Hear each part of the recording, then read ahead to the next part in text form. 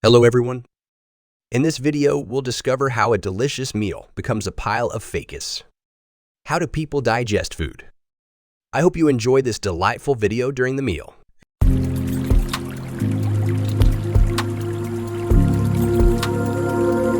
Food digestion starts as soon as we taste it. Our salivary glands, situated in front of the ears under the tongue and next to the lower jaw, spit in the saliva when we sight, smell, taste, or even just picture a delicious meal.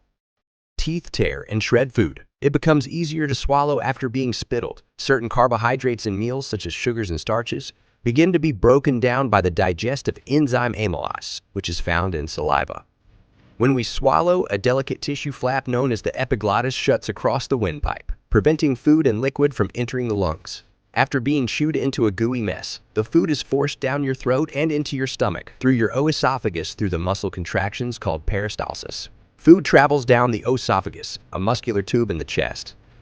A sphincter, a muscle ring or valve, is located at the end of the oesophagus. To prevent food and liquids from spilling back up into the oesophagus, the sphincter opens to allow food to enter the stomach before closing tightly. As soon as the food enters the stomach, gastric juice is released and it mixes with the food. The majority of food is dissolved in the stomach by the gastric juices due to the potent nature of stomach acids.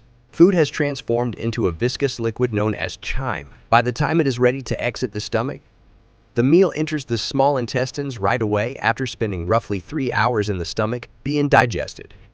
Numerous nutrients, including lipids, proteins, and carbohydrates, are absorbed into the bloodstream in the small intestine. It is divided into the duodenum, jejunum, and ileum. 3 organs that are not a part of the alimentary canal aid in the process of food digestion as it passes through the small intestine: the pancreas, the gallbladder, and the liver, which produces bile. Muscle contraction forces the residue that cannot be further broken down and absorbed into the big intestines. The ileocecal valve, a muscle ring, allows the undigested food and some water to pass through and into the large intestine. Food cannot pass through this valve and return to the small intestine. Nutrient absorption is almost complete by the time food enters the large intestine.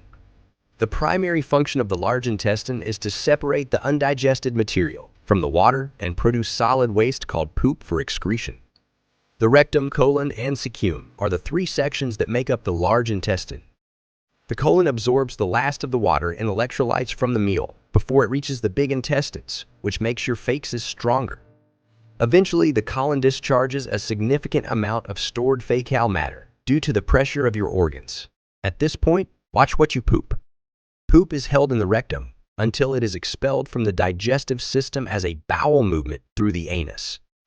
Your digestive system is under too much strain if you consistently eat the same way and poop in the same manner, or if you have stomach pains and defecate right away after eating. Food may take several days to get through the digestive system completely. Treat your digestive system with kindness by consuming less junk food. If you don't, they'll go on strike as well.